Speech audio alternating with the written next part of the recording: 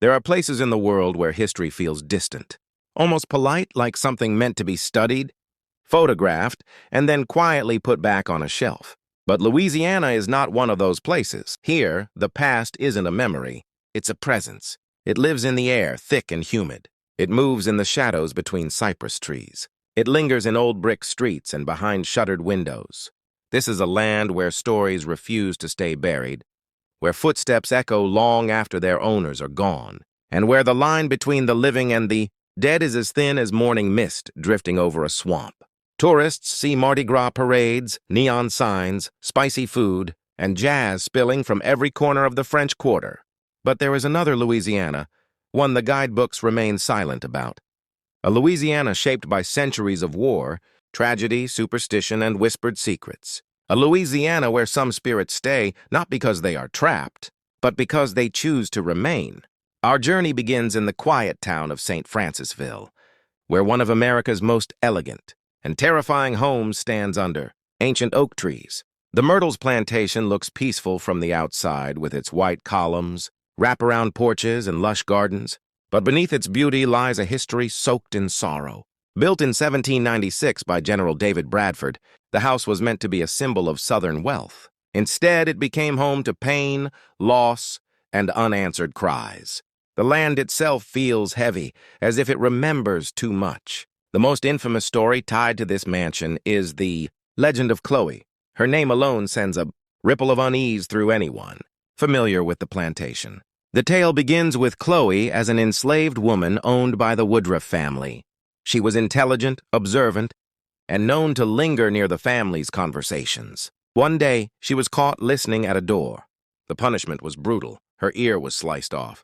From that day on, she wrapped her head in a green turban to hide the wound. Desperate to return to favor, Chloe devised a plan. She believed that if she made the family mildly ill, she could nurse them back to health and become indispensable again. Some argue she meant no harm. Others believe she acted out of quiet vengeance. The truth remains blurred by time, but what is known is this. Chloe baked a cake, mixing oleander leaves into the batter. Oleander is beautiful but deadly. When Sarah Woodruff and 2 of her children ate the cake, they didn't become sick. They died.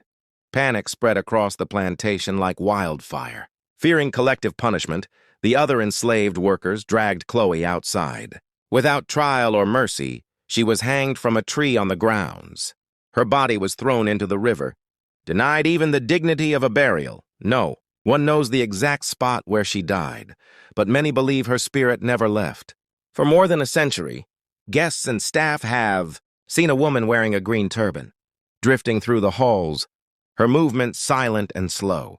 Some catch her reflection in mirrors only to turn and find the room empty. Others feel her presence brush past them on the grand staircase, like a cold hand trailing across their shoulders. One visitor described waking in the middle of the night to see Chloe standing at the foot of the bed, her face half in shadow, her eyes filled with an ancient sadness.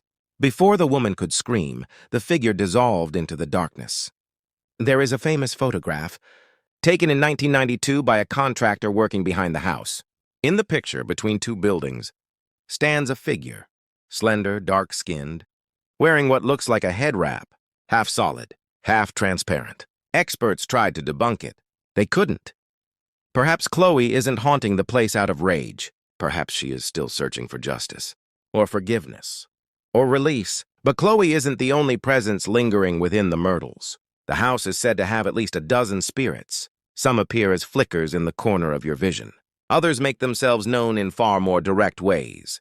The piano in the parlor is known to play a single note late at night, even when the lid is closed. Heavy footsteps echo through the hallway long after midnight, the rhythmic sound of boots pacing slowly from one end to the other. Lights turn on by themselves, doors close softly without a breeze. A little girl has been seen running across the porch, her dress fluttering behind her, her footsteps making no sound at all. One of the strangest stories involves the tall mirror, hanging near the main staircase. No matter how often it's cleaned, faint fingerprints, small ones, like those of children, reappear on the glass. Guides say the mirror once reflected the bodies of the Woodruff family after their deaths, and that some part of their spirits became trapped within it. Whether that is true or not, the mirror seems to remember something, and is unwilling to let it go. The Myrtles plantation is a place where beauty and sorrow live side by side. Sunrise paints the house in gold, but sunset reveals its shadows. Anyone who steps inside feels it.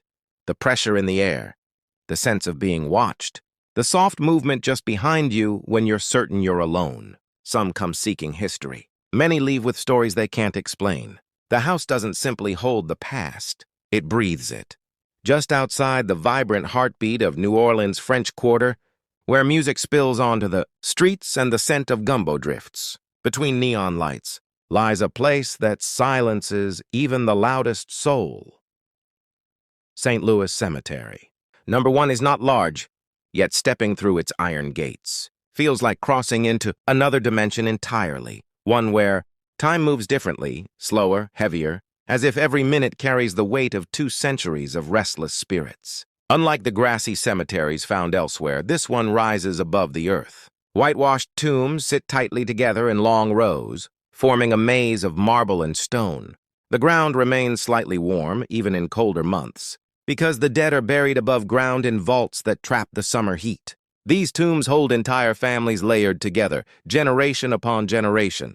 And in Louisiana's unforgiving heat, the air between these silent walls becomes thick with memory. And something else, something unseen but deeply felt. Visitors often say the moment they walk inside, the world around them fades. The noise of the city dulls, replaced by the faint echo of voices carried by the wind. Voices you cannot follow, cannot decipher, but cannot ignore. Even in full daylight, shadows seem longer here, pooling at the bases of tombs like dark water. Photographers complain that their cameras malfunction without reason. Batteries drain instantly. Screens flicker. Photos come out blurred by shapes that were not there when they pressed the shutter. But the heart of this haunting place beats strongest around one. Tomb, the resting place of Marie Laveau, the voodoo queen of New Orleans. Her name alone carries power, respect, and fear. Even long after her death in 1881, people approach her tomb with a mix of reverence and caution. There is something magnetic about it, something that draws you in even if you do not understand why. The white plastered tomb stands tall and bright, its surface scattered with offerings left by believers and skeptics alike. Coins, beads, candles, hair ties, folded notes, small trinkets, each a plea, a prayer, or a whispered hope. For decades, visitors made 3 X marks on her tomb, believing it would persuade her spirit to grant wishes. Though the practice is discouraged now, the energy around the tomb hasn't faded. People report feeling a sudden chill when they place a hand on the stone, as if something behind it stirs in recognition. Others feel a prickle along their skin, like invisible fingers brushing gently against their arm.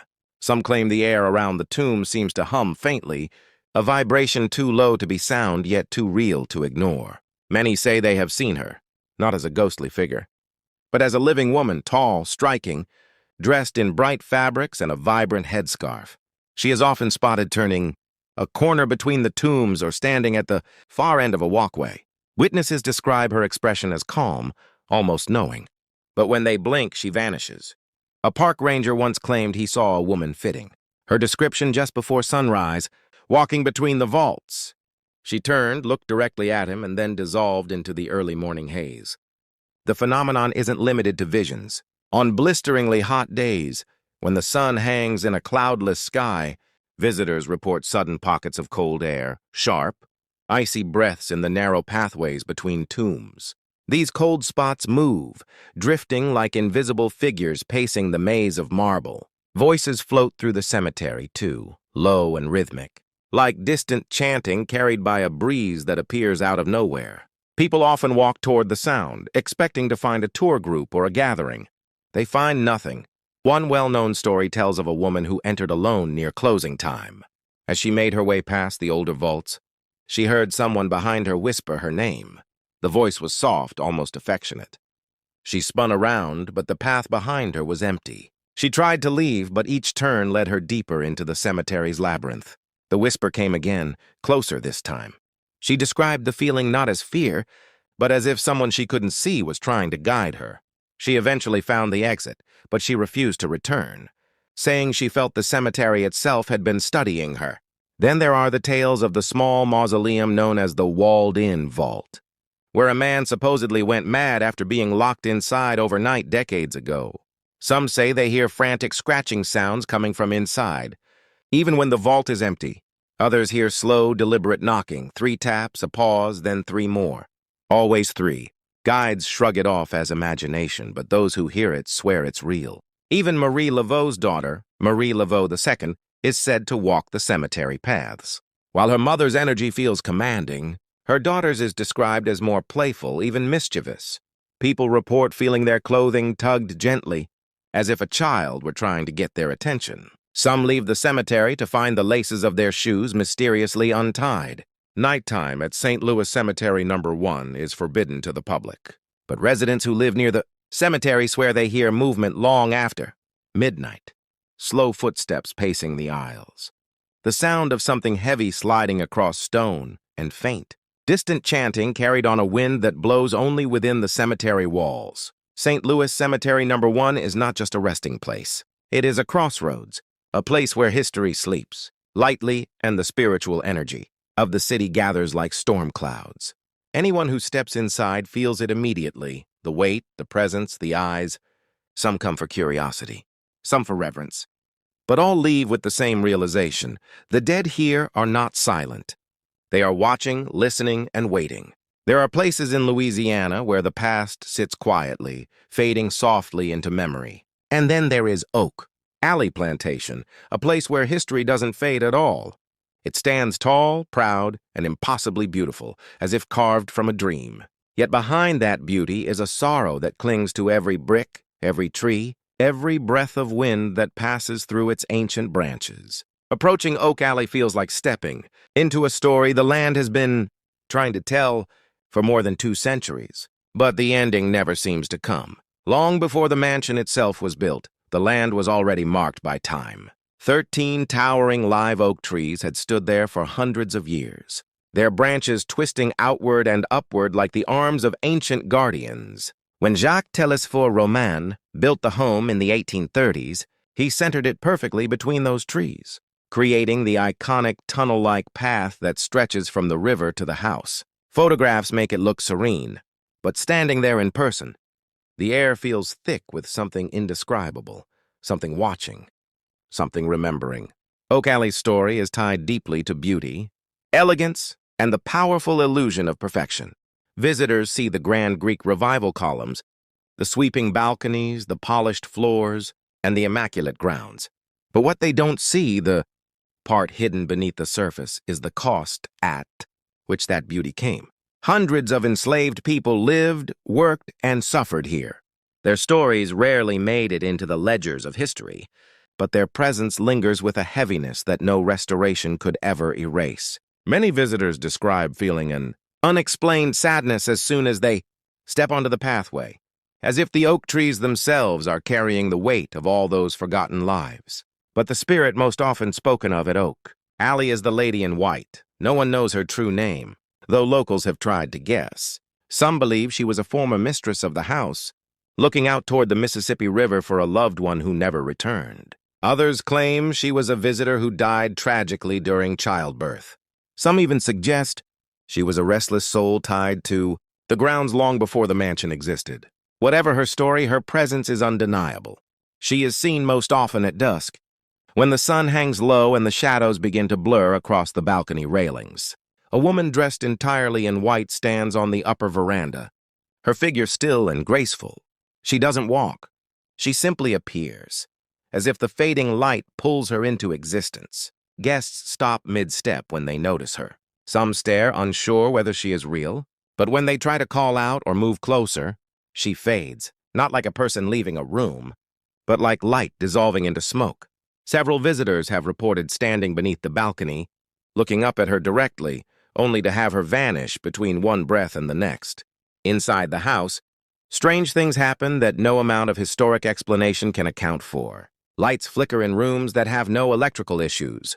Doors open and close when no breeze is present. And sometimes, in the dead of night, the sound of horse-drawn carriages can be heard rattling along the gravel. Driveway guides who have stayed late report, hearing the rhythmic clops of hooves, stopping at the front steps, followed by the faint sound of carriage wheels turning. But when they go outside, the driveway is empty, still, and cold. One of the most chilling stories comes from a tour group years ago. While standing in the dining room, they witnessed a heavy brass candlestick, sitting in the center of the table, begin to tremble, slowly at first, then violently. Before anyone could react, it shot across the room and crashed into the far wall with a force impossible to explain. No open windows, no vibration, nothing that could have caused the sudden movement. The group fled and several never returned. The slave quarters behind. The main house holds some of the darkest energy on the property. Visitors who walk through them often describe a sudden tightness in their chest, as if the walls themselves are pressing inward. Some hear faint voices, murmurs they can't understand, soft crying or the distant sound of chains rattling against wood. A few have described feeling hands lightly brush against their arms, though no one else was in the room. Others say they smell smoke, even though the air is clear. It's as if the memories of suffering there echo endlessly, trapped in the walls. The oak trees themselves carry their own kind of presence. Some people swear they are alive in ways trees are not supposed to be. They say the branches shift subtly, as if responding to something unseen. One visitor described standing under the arch of branches when, suddenly the wind stopped completely, yet the leaves around her continued rustling, whispering as if discussing her arrival. The sensation left her shaken for days. During a late evening tour, a worker closing up the house stepped outside to lock the front door. As she looked down the oak alley toward the river, she noticed a figure standing at the far end of the path. It was too dark to see details, but the figure appeared tall and unmoving, centered perfectly beneath the arch of branches. Thinking it was a lost tourist, she called out, asking if they needed help. The figure didn't respond. She took a slow step forward, and the figure dissolved into the darkness, not walking away but simply ceasing to exist. Moments like that are not rare at Oak Alley. They are woven into the fabric of the place, appearing again and again for those who visit with an open heart and a quiet mind. Oak Alley is beautiful beyond measure, but it is a haunting beauty, a beauty that remembers, a beauty that mourns. And as the sun sets behind those ancient trees, as shadows stretch across the long path, one truth becomes unmistakable. The past here is not gone. It breathes, it lingers, and it watches. In the heart of New Orleans' French Quarter, where balconies overflow with iron, lacework and the nights pulse with music and laughter, stands a mansion that silences the street around it. The LaLaurie mansion doesn't blend into its surroundings. It towers, cold, elegant, and eerily still, like a grand statue carved out of the city's darkest memory. People stop when they walk past it, even if they don't know why. They look up at the shuttered windows, at the blank, unblinking face of the building, and something deep inside them feels unsettled. It is beauty without warmth, refinement without soul. In the 1830s, this was the home of Madame Delphine LaLaurie, a wealthy, polished socialite whose charm and grace made her a star of New Orleans society. Her parties were legendary. Her presence was magnetic. Guests described her as refined and intelligent, with a calm smile that never wavered.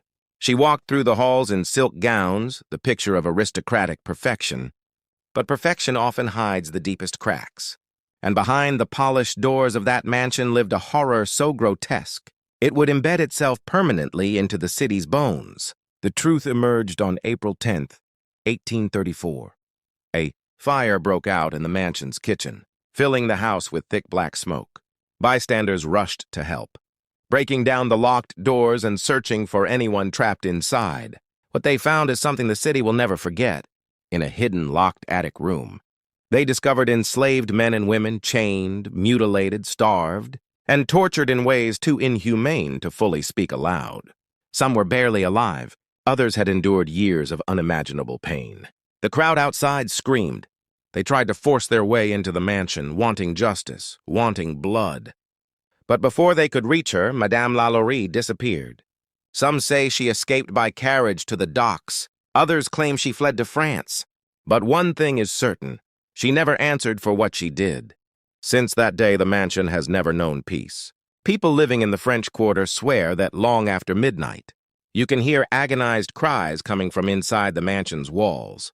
Soft at first, like distant echoes, but growing louder, more frantic, until they fade suddenly into silence. Some nights, the sharp metallic clink of chains drifts down Royal Street, echoing through the alleyways. Residents report waking up to the sound of someone running across the hardwood floors, inside the empty home, as if fleeing something that still hunts them in death. There are countless reports of shadowy figures appearing in the windows.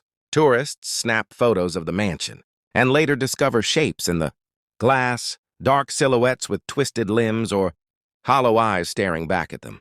A man once claimed he saw a figure looking at him from the third-floor window. A tall, thin man with a gaunt face and a chain hanging from his wrist. When the man blinked, the figure was gone.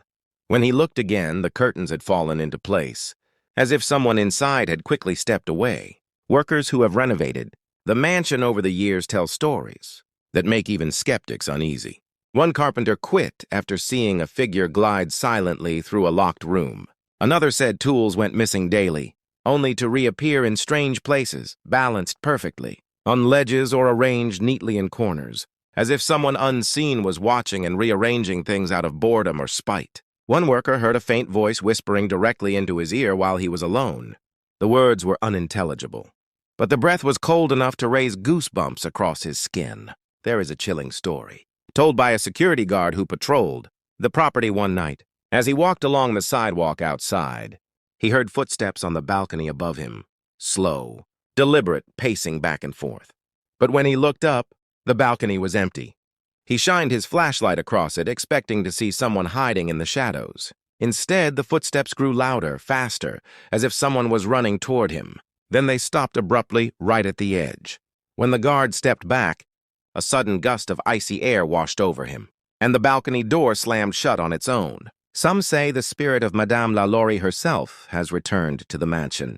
They say she wanders the halls in a black gown, her face pale and expressionless, her presence colder than death. People walking past the house at night have felt an overwhelming sense of dread, as if a pair of unseen eyes were following them. One woman described it as feeling someone standing inches away, breathing down my neck even though the street was empty. But the most heartbreaking activity comes from the attic, where the enslaved people suffered.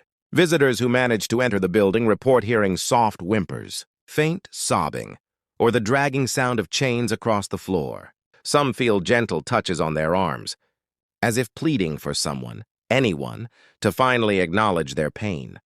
A few have fled the mansion in tears, saying the grief inside those walls is unbearable, like walking through a room filled with the weight of 1,000 broken lives. There are moments when the house seems to come alive. Doors slam with violent force. Windows shake. Objects move across rooms. And sometimes a heavy, suffocating atmosphere fills the space, so thick it feels as if the air itself refuses to be breathed. People say it's the energy of suffering that never found release. Others believe it's something darker, something born from cruelty so severe that it changed the very nature of the place. The Lalaurie mansion stands today as a beautiful shell hiding a rotting core of history. It is the kind of place that remembers everything, the kind of place that never forgets the screams that once echoed inside its walls, and the kind of place that makes you wonder if some sins are so horrific that even time refuses to move past them. In the center of New Orleans' Jackson Square, surrounded by the echo of street performers, the shuffle of tourists, and the distant chime of church bells, stands a golden yellow building that radiates old-world charm.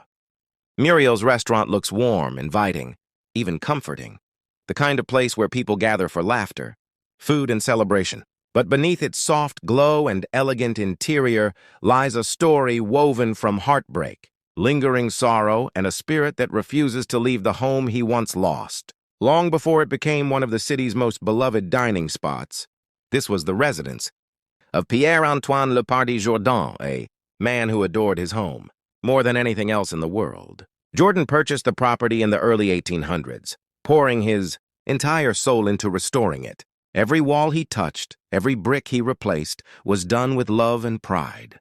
The house wasn't simply a place where he lived. It was a part of him, a heartbeat, a sanctuary, a dream he brought to life. But dreams can turn into nightmares in a single moment. For Jourdan, it happened over a game of cards. He was an enthusiastic gambler, always chasing the thrill of winning. One night, during a heated poker game, Jordan found himself caught in a dangerous spiral. He was losing badly.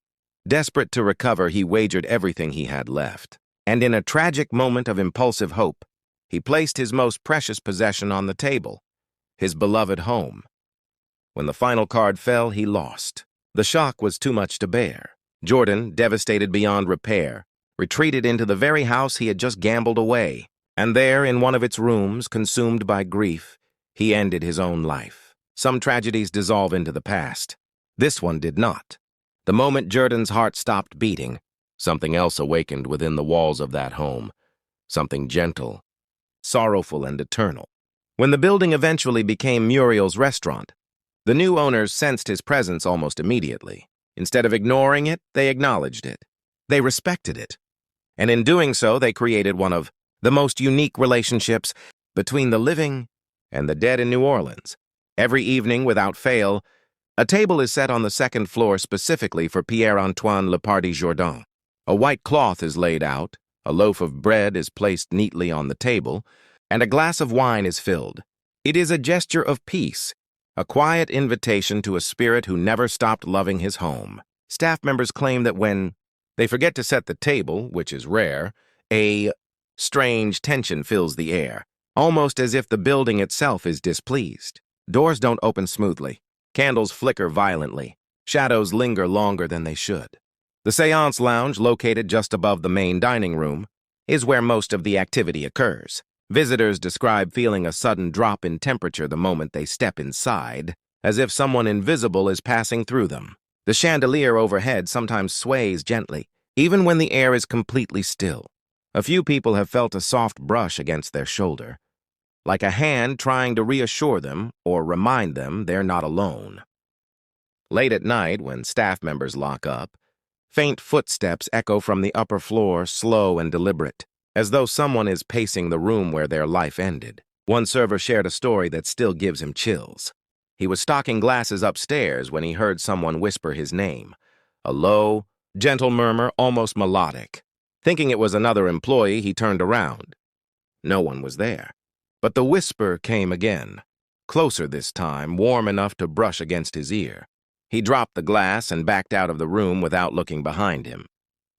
When he returned the next morning, the broken glass he had left scattered. Across the floor was neatly swept, into a pile in the corner. Some guests sitting in the seance lounge have reported seeing a man in old-fashioned clothing, passing by the doorway. His figure is solid for a moment, tall, dignified, with the air of a man deeply lost in thought before fading like smoke. Others catch glimpses of him seated across the table, his outline shimmering just enough to make them question what they saw. A woman once described seeing her wine glass tilt slightly, as if an unseen hand had lifted it to inspect the color. But not all strange happenings are subtle. One night, long after the last diners had left and the doors were locked, the security cameras caught something unusual. A chair in the seance lounge slid several inches across the floor on its own. No wind, no vibration, no explanation. It simply moved as if someone had pulled it out to sit down. The staff watched the footage the next morning with a mix of fear and awe. They all knew without speaking whose presence they had just witnessed. Despite these encounters, there is nothing malicious in the energy that surrounds Muriel's. If anything, the spirit within its walls feels protective, peaceful, loyal. Jourdan does not haunt the restaurant out of anger. He haunts it because he loved it so deeply that not even death could separate him from it. His presence is not a reminder of tragedy but of devotion. People come to Muriel's for food and atmosphere, but they leave with something more, a quiet sense that they have brushed against, a part of New Orleans' hidden soul, a gentle spirit who watches from the shadows, who lingers in the soft glow of candlelight, who sits at his table each night waiting for a home he never truly lost. In this place, death is not an ending. It is an invitation, a whisper, a reminder that some bonds survive even the afterlife. Deep in the Cane River region of Louisiana, far from the neon glow of the French Quarter and the noisy streets of New Orleans, lies a place where silence feels almost alive. Magnolia Plantation stands alone amid vast fields and thick, whispering woods, a relic of a time carved by hardship, conflict, and sorrow. The house itself has weathered wars, fires, and abandonment, yet it still rises stubbornly from the earth, as if held up by the weight of memories that refuse to die. And those memories?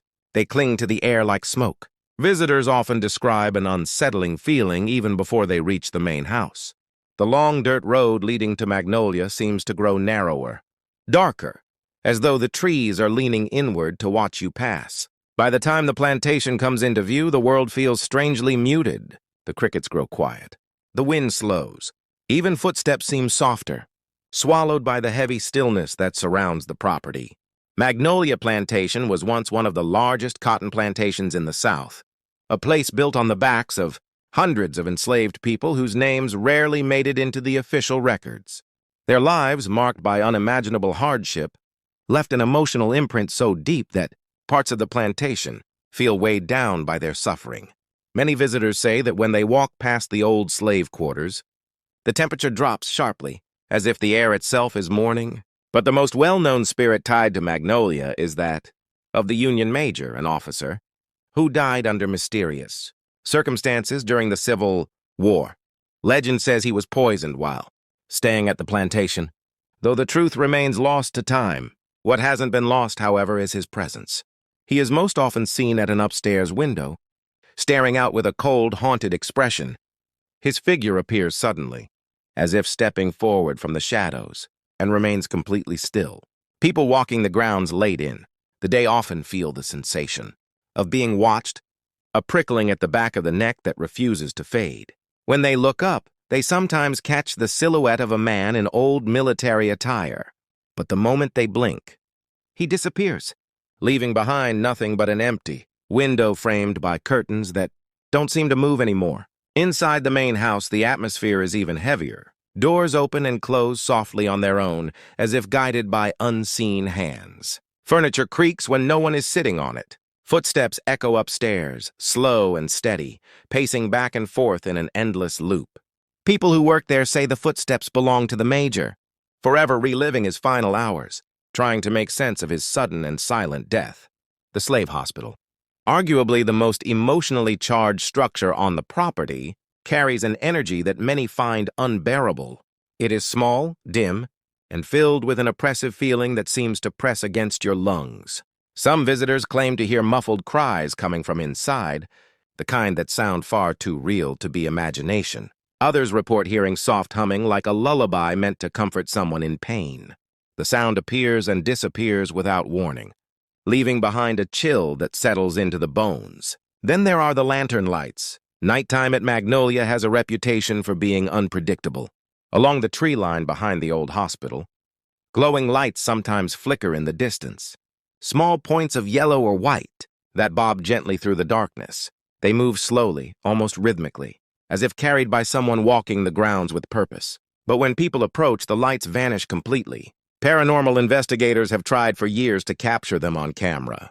Some have succeeded, but the images always come out blurry, distorted, or washed in a strange glow that no one can explain. One investigator shared a particularly strange encounter. While standing outside the slave quarters, he felt a sudden wave of cold wash over him. His breath fogged in the air despite the hot summer night. Then out of nowhere, he heard the soft sound of tapping. 3 slow taps, then silence. A few seconds later, 3 taps again. It was coming from inside the quarters. When he opened the door, the room was empty. The tapping stopped the moment he crossed the threshold. He left immediately, shaken to his core. Visitors touring the grounds during the day have reported the faint smell of gunpowder, as if a battle had taken place just moments earlier. Others smell smoke, though no fire is present. The land seems to replay fragments of its own history, offering small glimpses into moments frozen in time. Some people say Magnolia Plantation doesn't simply remember the past, it relives it. Perhaps the most chilling experience comes from those who have stayed after sunset. A few have described the unmistakable feeling of someone standing behind them, close enough to touch. Yet when they turn around, there is no one there. Others feel a sudden pressure on their shoulder, as if a hand were resting there gently. One woman swore she heard someone exhale right beside her ear, though she was completely alone. The woods surrounding the plantation are said to be alive at night with subtle movements, branches cracking, leaves rustling, soft footsteps that stop whenever someone listens too closely. People who dare to walk near the edge of the woods often sense eyes, watching them from between the trees. And some claim they've seen figures, brief glimpses of dark shapes moving just out of reach, always disappearing before they can be fully seen. Magnolia Plantation may be quiet, but it is not empty. Every corner holds a fragment of someone's story. Every breeze carries a whisper from another time. Some places resist forgetting, and Magnolia is one of them. It is a place where the past breathes, where history still walks, and where the deepest sorrows remain rooted in the soil. In the French Quarter of New Orleans, where narrow streets glow under the dim amber light of old lanterns, and the nights hum with distant jazz, stands a hotel that seems, at first glance, charmingly ordinary. The Dauphine Orleans Hotel blends so effortlessly into the rhythm of the quarter that most people pass by without realizing. They're walking beside one of the city's most tragic and haunting places. But those who pause, those who look deeper, feel it instantly. The quiet weight in the air, the soft sadness settling between the bricks, the invisible eyes watching gently from the balconies above. The story that defines this hotel, the one whispered by guides and remembered by locals, belongs to a woman named Millie. Her tale is woven from love, heartbreak, and an eternal longing that refuses to fade. Many years ago, Millie was a young bride-to-be, full of hope and shimmering joy. Her wedding day was only hours away. The dress was chosen. The celebration was planned. Her heart was swollen with dreams of a life that was about to begin. Her fiancé, a handsome soldier, was the love of her life. They spoke of a future filled with children, laughter, and quiet mornings on the balcony. But everything changed the night before the wedding. Her fiancé was challenged to a duel, an absurd, cruel remnant of a bygone era. The cause of the duel has been lost to time. Some say it was jealousy, others blame honor, and some claim it was a drunken dispute that spiraled out of control. Whatever the reason, the result was devastating. He was killed before dawn, his body carried back to the hotel where Millie waited for him. Full of excitement she didn't yet understand she would never feel again. When they told her the news, something inside her shattered. She went silent, her face drained of color, her breath too shallow to carry her grief. Still wearing her wedding gown, she wandered the courtyard in a daze, unable to accept the future she had been thrown into. Some say she walked the halls searching for him.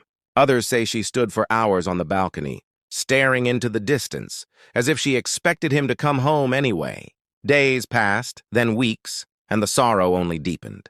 Eventually, her heart could take no more. She died in the place where she had waited for him, her spirit anchored to the hotel like a final, unspoken vow. Today, her figure still wanders the Dauphine Orleans Hotel. Guests often report seeing a woman in a flowing white gown drifting through the courtyard late at night, her footsteps making no sound on the old stone. She moves slowly, almost dreamlike, as though trapped between hope and heartbreak.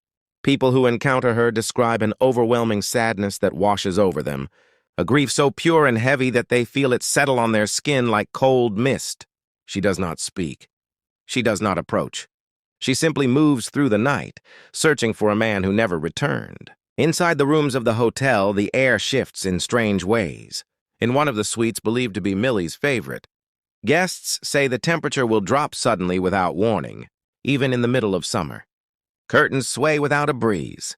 Lights flicker gently, almost delicately, as if someone unseen is passing in front of them. One couple staying in that room reported waking up to the sound of soft footsteps pacing the balcony right outside their door. When they looked, the balcony was empty, but the footsteps continued, moving steadily back and forth in a slow, mournful rhythm. A longtime night clerk has his own story. He was closing up the lobby one evening when he heard someone humming, soft, melodic, unmistakably feminine. The sound drifted down the staircase like a lullaby. Thinking a guest had stayed behind in one of the nearby rooms, he went to check. But as he reached the top of the stairs, the humming stopped abruptly. The corridor was empty, the lights dim and still. When he turned to head back down, he felt the faintest brush of fabric against his arm, like a dress sliding past him. But the hallway remained silent. There are also stories of Millie appearing in mirrors, not fully, just fragments. A glimpse of a pale face, the shimmer of white fabric, a blurred reflection standing behind someone for half a heartbeat before fading away. Some guests have checked out early after seeing these reflections, convinced they were not alone in their room. But Millie is not the only presence in the Dauphine Orleans hotel. The ghost of her fiancé is said to appear, occasionally a figure in a soldier's uniform, standing near the doorway of certain rooms or watching quietly from the corner of the courtyard. People describe him as calm, almost protective, as though still keeping watch over the woman he loved. Some believe the two spirits are connected in death, forever searching for one another, always passing but never meeting. One night, a guest reported a strange moment while returning to her room. She felt someone fall into step beside her, though she heard no footsteps. The air around her grew cold, and she sensed a presence at her shoulder. When she reached her door and turned to look, the coldness vanished instantly, replaced by warm, heavy silence. She later said it felt like someone had been escorting her, someone polite, respectful, and deeply lonely. The Dauphine Orleans is not a frightening place. It is a sorrowful one. A place where love lingers long after life has gone. A place where a bride still wanders the courtyard in her gown, waiting for the man she lost. A place where footsteps echo with longing, where faint humming carries through the hall, and where the walls themselves seem to sigh with the weight of a story that never found closure. High above the slow rolling waters of the Mississippi River stands a building that looks more like a castle from a Gothic novel than a government hall. The old Louisiana state capitol in Baton Rouge rises with pointed towers, arched windows, and thick stone walls that seem almost too heavy for the earth to hold. Even in daylight, it carries a presence, grand, imposing, and slightly ominous, as though the building is quietly studying everyone who walks beneath its shadow. At night, it transforms entirely, becoming a silhouette against the sky, a dark fortress holding secrets within its iron spine. When you step inside, the air shifts. The interior is breathtaking, glowing stained glass, spiraling staircases, soaring ceilings, but beneath the beauty lies an old pulse, something deep and restless. Many visitors say they can feel it instantly. A subtle awareness that the building is not empty, that it still remembers every argument, every speech, every cry, every soul who once passed through its doors. The old state capitol is more than a monument. It is a creature of memory, and one memory above all refuses to fade. Long ago, during a heated legislative session, a respected lawmaker collapsed inside the building. The debates had grown tense, emotions running high, the atmosphere vibrating with anger and passion. In the midst of the chaos, the legislator stood to speak once more. He was known for being stubborn, relentless, a man who fought fiercely for what he believed in. His voice echoed through the chamber, strong, unwavering, until suddenly it cut short. His body fell, striking the wooden floor with a sound that silenced the entire room. He died there in the middle of duty, carrying his conviction with him to the grave. But some say conviction that strong doesn't just disappear. Some say it clings to the walls, to the air, to the very shape of the building. Security guards working late shifts tell stories with tight voices, stories that all sound strangely similar. Long after the visitors leave, long after the lights dim and silence settles across the halls, they hear footsteps pacing the second floor.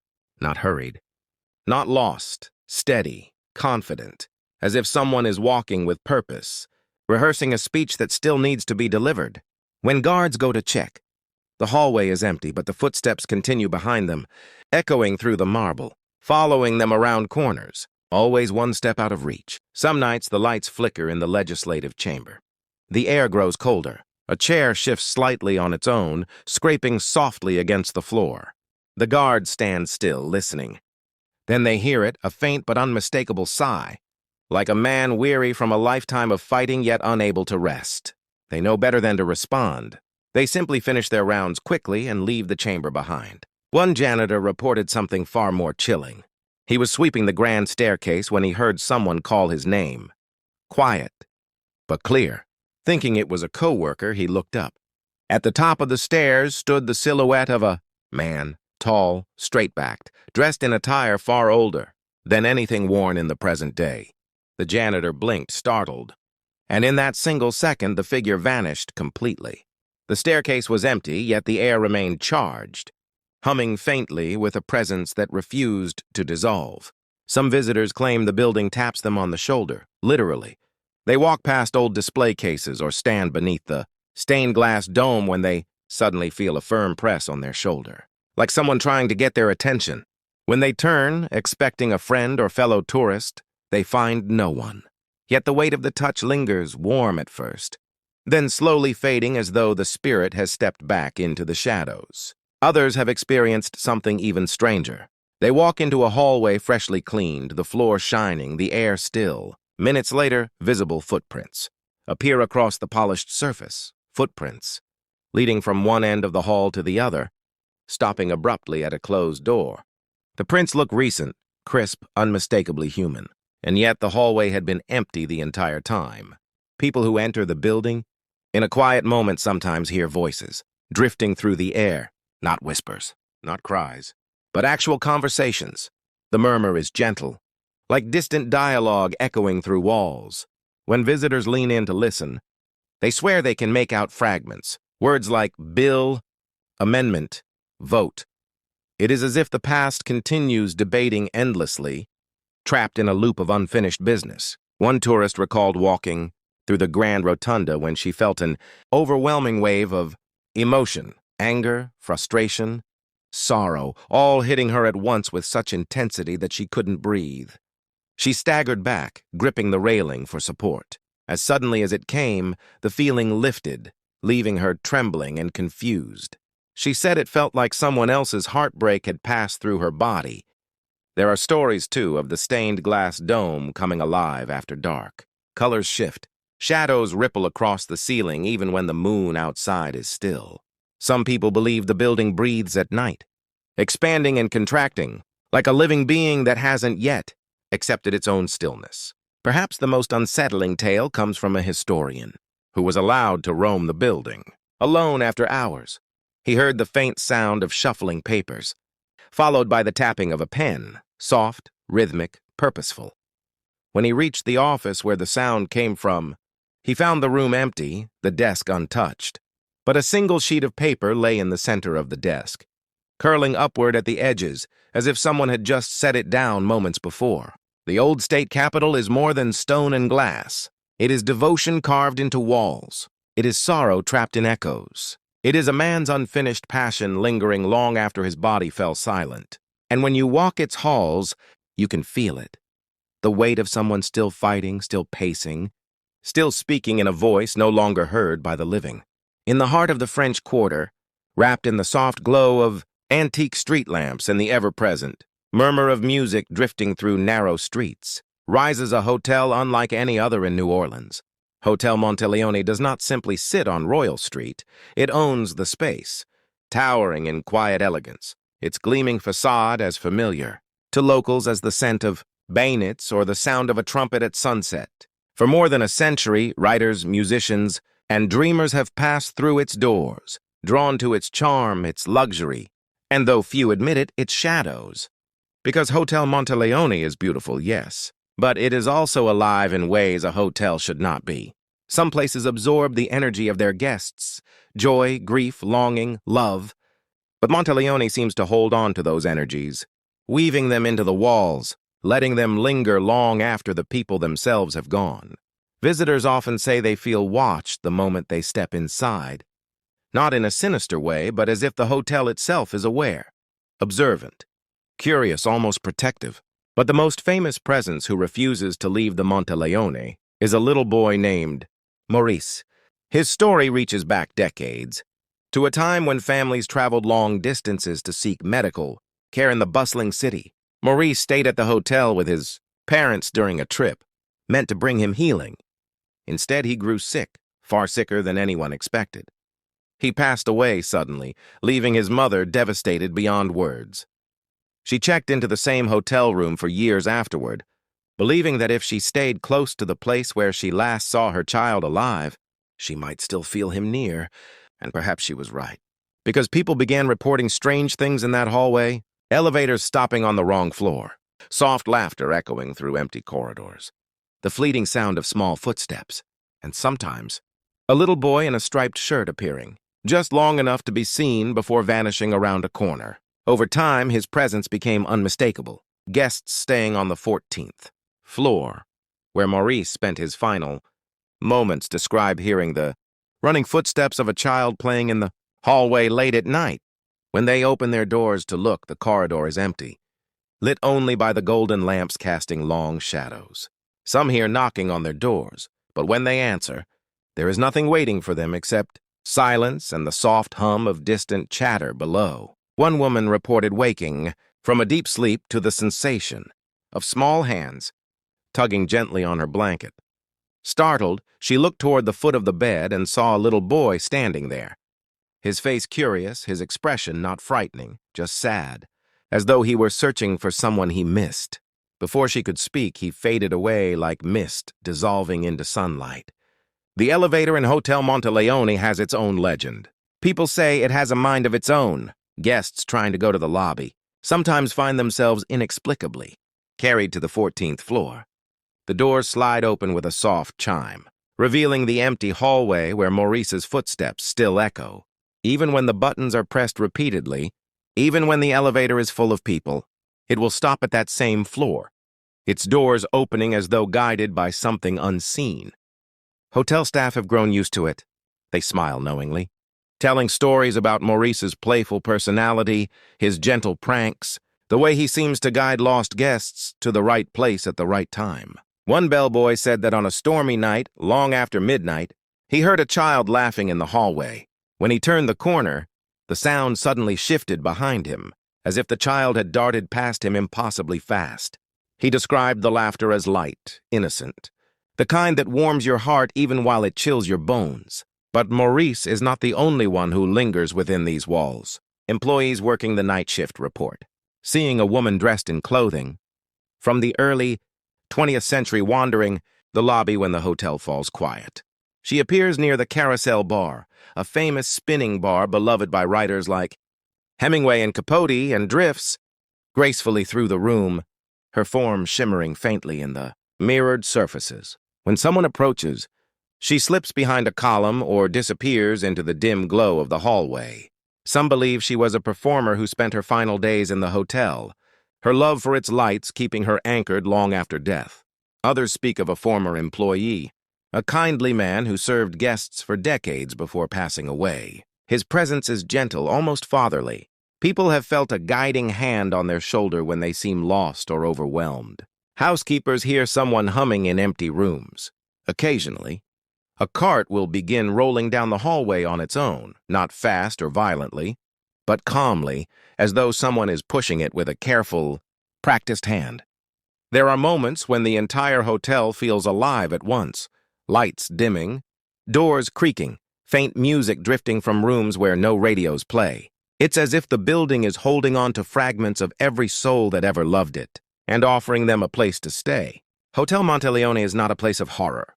It is a place of presence, a place where spirits linger not in anger but in attachment, a place where a mother once stayed, to feel the presence of her lost child, and where that child now plays freely in the hallways, a place where memories refuse to die, where laughter echoes in empty corridors, where footsteps fall softly beside yours even when you walk alone. Some say the hotel is haunted. Others say it is simply full of stories, full of love, full of echoes from the past. Whatever the truth, one thing is certain. When you sleep inside Hotel Monteleone, you share the night with those who have never truly checked out. In Shreveport, far from the swamps and moss-draped oaks of southern Louisiana, stands a building with a heartbeat all its own. The Shreveport Municipal Auditorium rises from the ground like a monument carved from old American. Stories, brick walls, sweeping arches, and the unmistakable dignity of a place that has seen greatness and grief side by side. By day, it looks like a historic performance hall. By night, it becomes something else entirely, a cathedral of echoes, memories and spirits that refuse to leave the stage. Long before it became a landmark of ghost stories, this auditorium was famous for launching the careers of musical legends. Elvis Presley stood on its stage. Johnny Cash, Hank Williams. The Louisiana Hayride radio show broadcast from here, filling the country with voices that would shape generations. But behind the applause, behind the bright lights and roaring crowds, the building witnessed quieter stories. Stories that unfolded backstage, in hallways, in dressing rooms, in shadows where no spotlight ever shined. And it is those stories that now walk the auditorium after the audience goes home.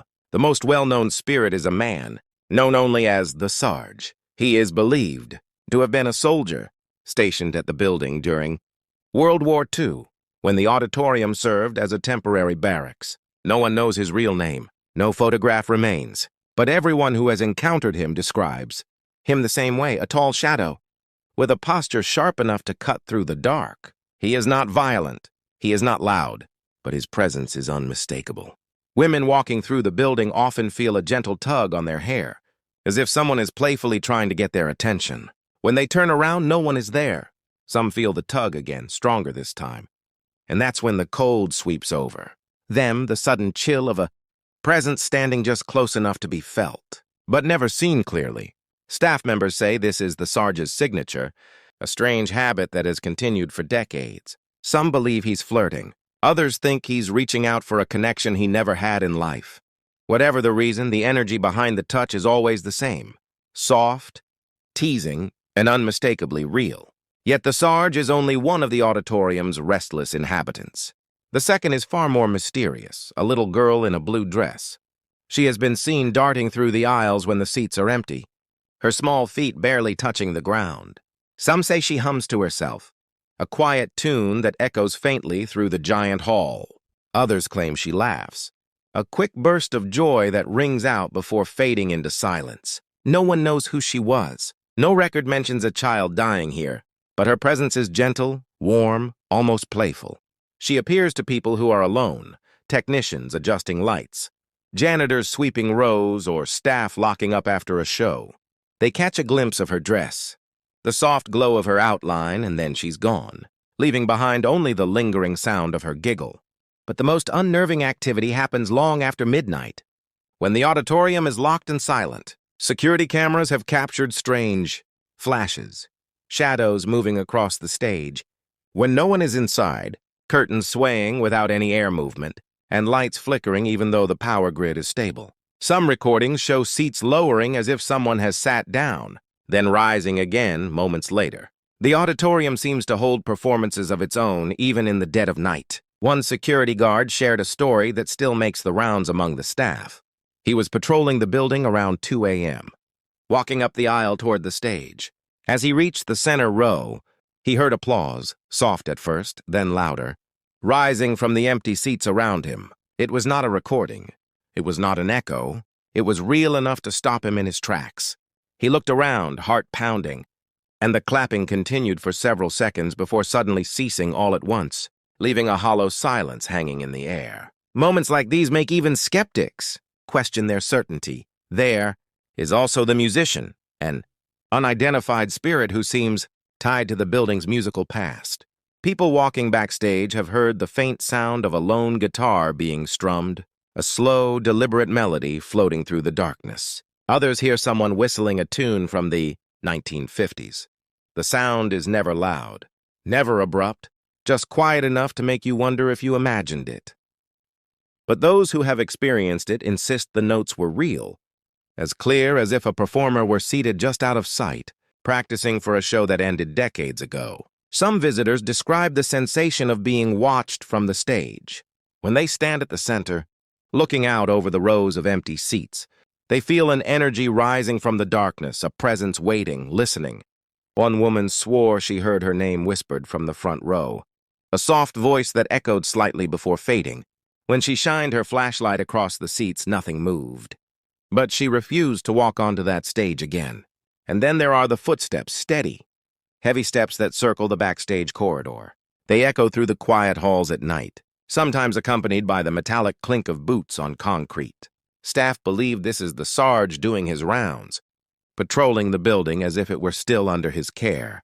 The footsteps stop when the lights come on, but the air remains cold long after the sound fades. The Shreveport Municipal Auditorium is not haunted in the traditional sense. It is alive with echoes of its past, soldiers who once slept under its roof, musicians who poured their souls onto its stage, children who wandered its aisles, and audiences who clapped until their hands burned. The building has absorbed all of it, holding the memories like notes in a song that never truly ends. Here the ghosts do not scare. They perform, they watch. They continue living in the only place that ever felt like home. In the very heart of the French Quarter, where Bourbon Street glows with neon signs and the nights pulse with music, stands a building that seems to breathe with its own quiet rhythm. The Bourbon Orleans Hotel rises with elegant arches, tall windows, and an old-world charm that hides the truth of what the structure once was. Guests check in for luxury and history, but many leave feeling something else entirely, something watching them, something moving through the halls, something that refuses to be forgotten. Long before it became a hotel, the building served many lives. It was once the Grand Orleans Ballroom, the glittering heart of New Orleans society where the wealthiest families danced under chandeliers. Later it became a convent. After that, an orphanage. And with each transformation, it collected stories of joy, heartbreak, disease, war, and quiet suffering. Today, all those lives seem to linger inside the walls, layered like old wallpaper, each spirit woven into the next. Among them, one figure stands out more than the rest, the lonely dancer. Guests swear they've seen her in the old ballroom. Woman dressed in a flowing gown, gliding slowly across the polished floor as though dancing with an invisible partner. Her form is delicate, almost glowing, her movements graceful and sorrowful at the same time. She doesn't acknowledge the living. She doesn't notice the cameras or the gasps of those who glimpse her. She simply continues her dance, repeating steps she once danced in life, eternally searching for the partner she lost long, long ago. And each time she fades, she leaves behind a soft chill, like the final exhale of a beautiful memory. Then there are the children, shadows, of the days when the building served as an orphanage. Their laughter is heard most often in the long hallways near the upper floors. It comes quickly, lightly, like tiny bells ringing through the air. Sometimes it echoes down staircases when no children are present. Guests walking alone at night often feel small hands tug playfully at their clothing or brush against their fingers. One man reported feeling someone tug the leg of his pants while he waited for the elevator, only to find the hallway completely empty when he turned around. The laughter that followed him to his room kept him awake until dawn. A housekeeper once shared a story of mopping the hallway when she saw a little girl with dark curls run past her, disappearing around a corner. Assuming the girl was lost, she followed. But when she reached the corner, the hallway ahead was empty, silent, still, untouched. A faint shadow seemed to slip beneath a door at the far end of the corridor before vanishing completely. The spirits of nuns also remain within the hotel, silent reminders of the building's time as a convent. They are seen as fleeting figures in long black habits, drifting through hallways or appearing for one sorrowful moment before dissolving into the dim light. Guests who encounter them describe a feeling of calm, but also a deep, aching sadness, as though the nuns are not there to scare, but to mourn. Some believe they stayed behind to watch over the spirits of the children who died during the yellow fever epidemics that ravaged the city. Their presence feels protective, like guardians who cannot bring themselves to leave the children they once cared for. On the upper floors, another presence lingers, a Confederate soldier. His figure is tall, rigid, dressed in a faded uniform, his expression stern and watchful. Guests see him in mirrors or in the reflection of windows, standing behind them or across the room, observing. When they turn around, he disappears. The air afterward feels heavy, charged as though he is still nearby, guarding something only he understands. Some think he returned to the place where he once danced or slept. Others believe he is drawn to the sorrow that permeates the building. The hallways of the Bourbon Orleans have a way of shifting when no one is looking. Lights dim for a moment, then brighten again. The sound of footsteps echoes in the distance, never hurried, always deliberate, like someone walking with a purpose. Doors creak open even when locked. And in the ballroom at night, when the hotel settles into its quieter hours, guests sometimes hear the faint swish of fabric across the dance floor, the rustle of a gown turning in a graceful spin. Security guards doing night rounds tell stories of sudden cold spots that appear and vanish within seconds. They describe long breaths of icy air drifting past them as if someone is exhaling nearby. One guard said he heard the soft sound of a rosary clicking against wood as he passed. The old convent section, the beads tapping rhythmically in the darkness. When he shined his flashlight toward the sound, the hallway was empty, but the clicking continued for several seconds before fading into silence. The Bourbon Orleans is a hotel where time layers itself like fog. Soft, whispering, thick enough to touch. It is not a place of malevolent spirits. It is a place of echoes. Echoes of children who never grew up. Echoes of nuns who prayed for their souls. Echoes of dancers whose final waltz never ended. Echoes of soldiers who marched once and never marched again. Here, the past and the present move through each other like overlapping shadows. And if you walk slowly through the halls at night, you might feel it, the gentle brush of ghosts passing by, still living out the memories they cannot bring themselves to leave behind. In Cheneyville, tucked between quiet country, roads and fields that seem to stretch endlessly into the horizon, stands a plantation home that looks peaceful at first glance. Lloyd Hall Plantation rests beneath wide southern skies, its white columns bright against the green landscape, its porch stretching out like open arms. But anyone who steps closer feels it almost immediately. That faint pressure in the air, that hush that settles over the grounds, that uncanny sensation of being observed from somewhere just beyond sight. Lloyd Hall is beautiful, yes, but its beauty is the kind that hides a sorrow deep in the soil. The plantation was built in the mid-1800s by William Lloyd, a man whose life ended not with dignity, but with accusation and betrayal. The Civil War tore communities apart, and here it carved a wound that never healed. Rumors spread that William Lloyd was a traitor, someone who aided the wrong side. Whether the stories were true or false doesn't matter now, the result was the same. A mob arrived one morning furious and fueled by fear. They dragged him from his own home. Ignoring his pleas, his explanations, his desperate insistence that he was innocent, they hanged him from a tree on his own land. His family was forced to watch, and with that final breath, something inside the plantation changed forever. People say William Lloyd never left. Visitors walking past the porch claim to see a tall figure standing at the far end, his posture tense, his expression unreadable. His silhouette appears in the same spot again and again, always just before dusk, as the sky settles into shades of orange and purple. Some say he paces slowly, as though replaying the night of his death. Others see him gripping the railing, staring out at the field as if searching for justice that never came. Those who feel his presence describe a heavy sadness, a sorrow, so old and deep it sinks into their chest. But William is not the only restless soul here. The attic holds another story, one whispered in the quiet corners of Louisiana folklore. During the final desperate days of the Civil War, the daughter of William Lloyd hid a young Confederate soldier in the attic to protect him from Union troops. The soldier was weak, injured, and afraid. He spent days up there, lying on an old wooden floor, listening to the sounds of war creeping closer. Some nights he played his violin, soft, trembling notes drifting through the rafters like a lullaby for a dying world. No one truly knows what became of him. Some say he died from his wounds. Others insist he fled one stormy night and never returned. But the attic remembers him. And in the deep quiet of night, the plantation does too. Guests who stay on the upper floors often report. Faint violin music slipping through the ceiling, barely audible, delicate but unmistakably real. A melody with no source, a song with no musician. The kind of sound that sends goosebumps across your skin because you know it shouldn't exist. Others describe hearing slow footsteps in the attic, the creak of old boards shifting under a weight that isn't really there. Sometimes the footsteps pace.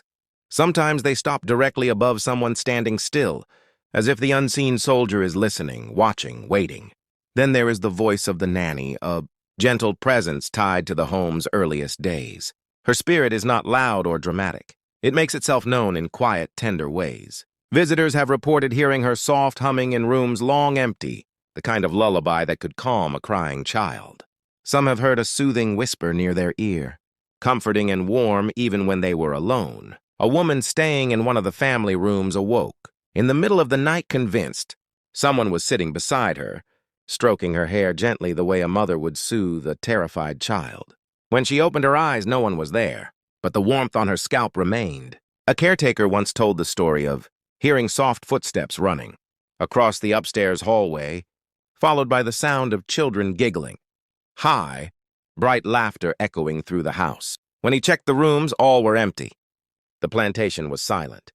But he said the laughter felt so real, so alive, that he could almost picture the children running past him, their shadows brushing against his hands. Lloyd Hall Plantation is the kind of place where time folds in on itself. You can stand in the parlor and feel 2 centuries pressing in around you. You can walk the staircase and hear echoes of lives that ended too abruptly. You can step onto the porch at dusk and feel William Lloyd standing beside you, still guarding the land he never meant to leave. Some places in Louisiana hold ghosts like memories. Lloyd Hall holds them like promises, never broken, never forgotten. And with this final story, our journey through Louisiana comes to an end.